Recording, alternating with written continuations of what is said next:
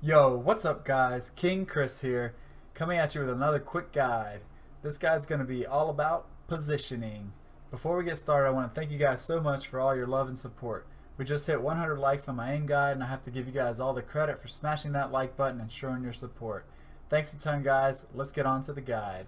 I found some things that I think could be really useful for you guys because I find myself constantly getting 5 to 10 kills per game, and I've won around 20 games playing casually throughout the week.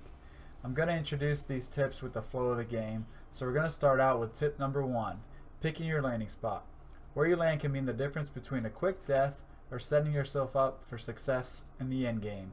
If your goal is to win the game, then you should pick a spot that has a lot of chests and places you in a position so you don't have to worry about getting shot from a certain direction. Having a lot of chests around you means you have a high chance to get shields and good guns. Shields and rare colored guns means you can take a ton of damage and dish out a ton of damage as well.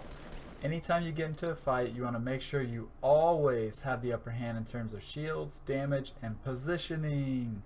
Shields provide 50 to 100% more HP, and the rarity of guns goes from gray, which is common, green is uncommon, blue is rare, purple is epic, and orange is legendary. Each one of these guns has increased accuracy and damage. Tip number 2 is all about positioning on the battlefield.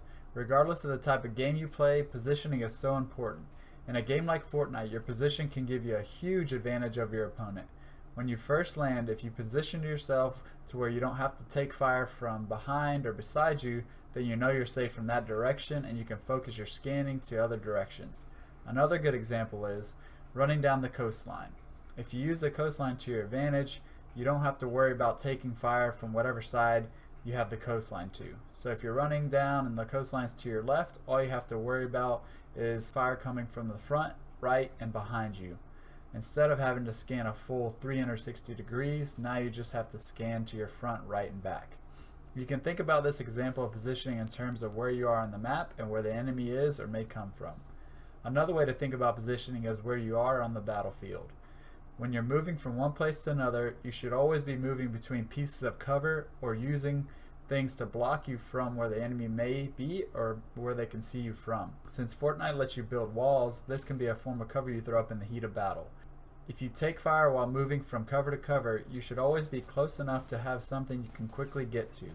Once behind cover, you can assess if you need to heal, build, or return fire. The last point about positioning on the battlefield is high ground. Having the high ground is arguably the most important thing you can do for yourself. When you have the high ground, you have greater vision of the battlefield and give yourself the ability to protect the lower portion of your body.